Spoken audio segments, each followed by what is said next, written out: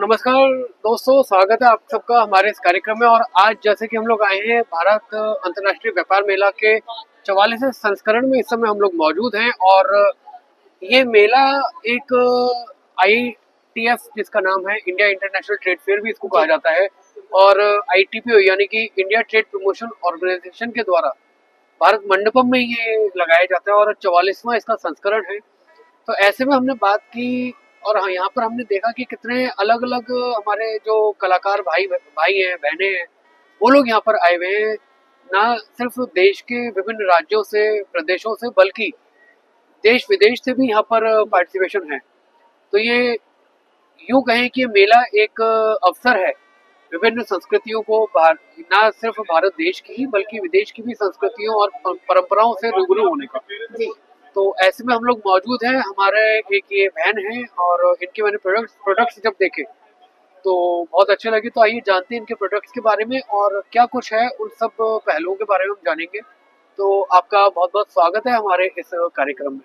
जी नमस्ते, मेरा नाम रितिका है, मैं क्राफ्टेज की फाउंडर हूँ।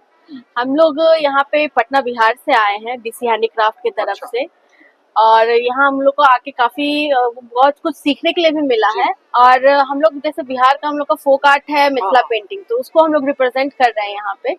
बस अंतर इतना है कि फोक आर्ट जो हम लोग का बिहार का है वो फ्रेम्स पे बहुत ज्यादा होता है, हम उसको यूटिलिटी प्रोडक्ट्स पे लेके आए हैं, वुडन प्रोडक्ट्स है उस पे लेके आए हैं और उस पे यहाँ पे सारा हम लगाए हैं।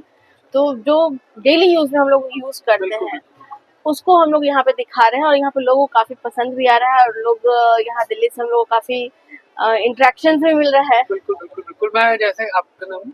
रितिका। हाँ, तो रितिका जी, जैसा कि मैं देख रहा हूँ और दोस्तों मैं देख रहा था इनके स्टॉल में काफी अच्छी मतलब एक डिजाइनर जो इनके शो पीसेस हैं वो देखकर मतलब अपना भी मन आपका करेगा कि एक बार इस स्टॉल में जरूर जाएं और पूछें कि क्या है और कैसे बना है। तो अपना रितिका जी, आपकी जो कला है इसके बारे में थोड़ा सा हमें डिटेल में बताइए कि क्या कला है और किस तरह आप इसको अंजाम देती हैं। जो हम लोग की कला है वो मिथिला कला है, और ये हमारी पारंपरिक कला है बिहार की। इसको हम लोग जैसे पेपर पे जो बोलते हैं, पेपर पे हम लोग पहले के टाइम में दीवारों पे बनते थे, फिर पेपर पे आए, पेपर पे जो नेचुरल कलर्स यूज होते हैं उसको यूज करके बनाए जाते हैं, लेकिन हम नेचुरल कलर्स के साथ में लकड़ी पे कर रहे हैं। और लकड़ी पे भी जो हम लोग इस्तेमाल करते हैं डेली की चीजों को वो कर रहे हैं, और हमारे साथ में लगभग 25 से 30 महिलाएं भी मिल के काम कर रही हैं। जी इसमें, और जो हमारे DC हैंडीक्राफ्ट की तरफ से भी हम लोग को काफी सपोर्ट मिलता है। साथ में पहले ये हम घर से करते थे, छोटे पैमाने पे था, फिर एक गवर्नमेंट से हम लोगों ने सपोर्ट लिया PMEGP का, और उसके बाद से इसको हम लोग लार्ज स्केल पे लेके आए। तो इस पे लोग काफी पसंद आ रहा है, और हम लोग हर टाइम सोचते हैं और ये ट्राई करते हैं कि क्या नया फ्यूजन वर्क कर सके, बस एक ट्रेडिशनल पे नहीं, फ्यूजन वर्क में किस तरीके से कर सके उसको हम लोग लेके आगे कर रहे हैं। चाहे वो हम लोग का सेंटर टेबल हो या इयररिंग्स हो या वॉल डेकोर्स हो, बस क्योंकि बहुत सारे लोगों का रहता है कि फ्रेम्स हम लोग टांगते हैं, कहीं गिर गया तो वो टूट जाएगा। बिल्कुल बिल्कुल, वो तो है। तो इस कारण हम लोग उसको वुड पे भी करते हैं ताकि वो गिरे भी तो वो टूटे नहीं। अच्छा, बहुत बढ़िया। तो ये सारा हम लोग एक्सपेरिमेंट्स करते रहते हैं और फ्यूजन वर्क करते रहते हैं। अच्छा, तो ये शुरुआत कैसे हुई इस लाइन में आने की, मतलब ये जो कला को आपने अपनाया? जी, तो इसकी शुरुआत जो थी उस दौर के बारे में थोड़ी सी बात करें। जैसे कि हम बताए कि फ्यूजन वर्क्स हम करते रहते हैं। हम स्टार्ट किए कोविड के टाइम पे, के टाइम पे जहाँ बहुत सारे बंद हुए, मैंने उस टाइम पे स्टार्ट किया, और मेनली मैंने कैंडल्स से स्टार्ट किया था। और कैंडल्स में जो हम लोग की बिहार की फोक आर्ट है उसको मैंने जो मिट्टी के कुल्हड़ होते हैं, ट्रेडिशनल जो कुल्हड़ होते हैं, उस पर मैंने मिथिला पेंटिंग करके कैंडल्स, सेंटेड कैंडल्स बनाना शुरू किए। और उसके बाद से वहीं से मेरा फ्यूजन आर्ट का एक शुरू हुआ, ट्राई करते गए और अलग अलग प्रोडक्ट्स पे बनाते गए, और वो लोग को काफी पसंद आते गया। तो हम लोग के पास में जो है वो कैंडल्स का भी बहुत सारा प्रोडक्ट्स है, और साथ में वुडन जो मिथिला पेंटिंग है उसके भी बहुत सारे प्रोडक्ट्स रेंजेस हैं, अलग अलग लोग बनाते हैं। गवर्नमेंट की तरफ से जो DC हैंडीक्राफ्ट की तरफ से हम लोग के बिहार में ट्रेनिंग प्रोग्राम्स चलते हैं, वो भी हम लोग करा रहे हैं। और ट्रेनिंग प्रोग्राम्स हम लोग का आराम से चल रहा है। बहुत बढ़िया। तो जैसे DC हैंडीक्राफ्ट्स के द्वारा आपको क्या सपोर्ट मिलता है, किस तरह से क्या क्या एक्सपोजर उनकी तरफ से आपको दिया जाता है, उसके बारे में थोड़ा सा रोशनी डालें। जी, जैसे कि हम लोग के आधार कार्ड होते हैं, उसी तरीके से हम एक आर्टिस्ट है उसके लिए भी एक आर्टिजन कार्ड बनता है।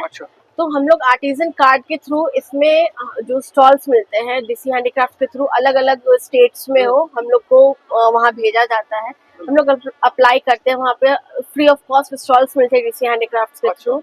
और हम लोग हर जगह अपना अपना प्रोडक्ट्स जो है वो दिखाते हैं, वो लोग काफी पसंद आते हैं। तो ये एक हेल्प होता है, ये एक जो नॉर्मल स्टार्ट कर रहे हैं जो आर्टिस्ट है, जिनको फाइनेंशियल थोड़ा प्रॉब्लम हो, तो उसके लिए ये एक काफी सपोर्ट होता है छोटे लेवल से स्टार्ट करने के लिए। तो ये काफी अच्छा है।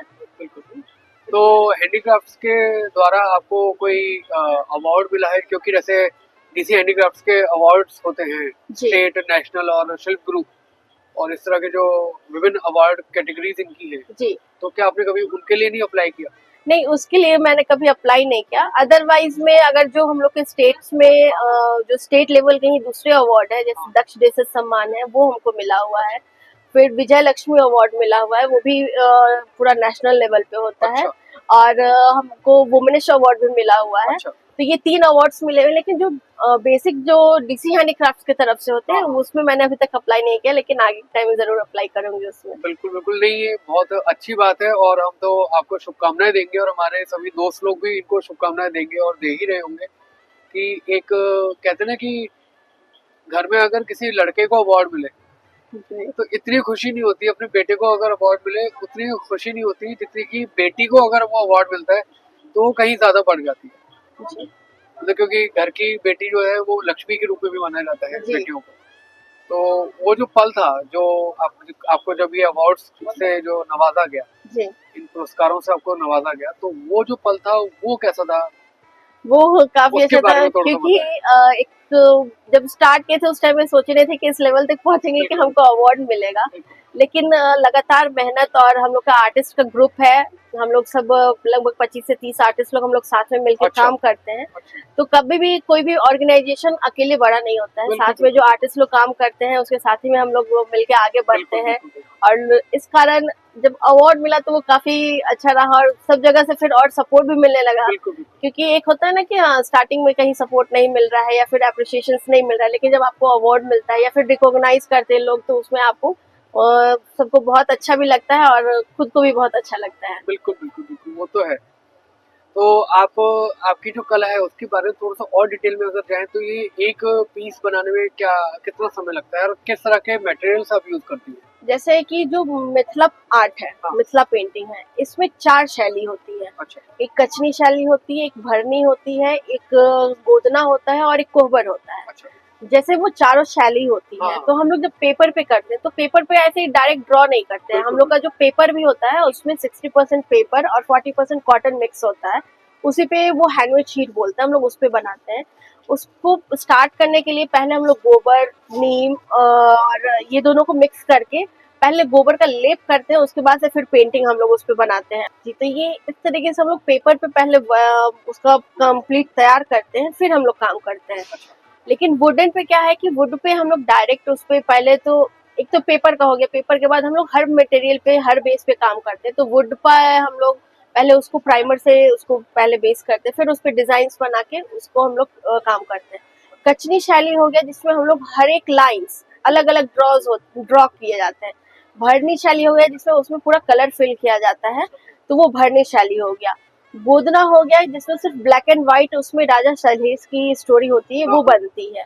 और जो कोहबर शैली है, कोहबर हो गया हम लोग के शादी, जब शादी होती है तो उसमें कोहबर लिखा जाता है, तो कोहबर पेंटिंग उसके बेसिस पे बनते हैं, जिसमें लड़के के कोहबर अलग होते हैं, लड़कियों के कोहबर अलग होते हैं, इस टाइप से अलग अलग डिजाइन से बनते हैं। अच्छा, बहुत बढ़िया।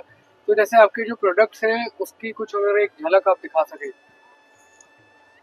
जैसे ये शादी से रिलेटेड होता है कोहबर, ये हम लोग का बैंगल बॉक्स है, कोहबर में आ जाएगा? नहीं, कोहबर में नहीं आएगा, ये नॉर्मल पेंटिंग है, भरनी के पेंटिंग पे बना हुआ है। इसमें जैसे बैंगल्स वगैरह रखने के लिए, शादी के में गिफ्ट देने के लिए काफी अच्छे रहते हैं ये। इसमें क्योंकि लोग अभी जब परचेज कर रहे हैं, यहाँ पे शादी का सीजन आने वाला है, तो इसके लिए लोग इसको परचेज कर रहे हैं।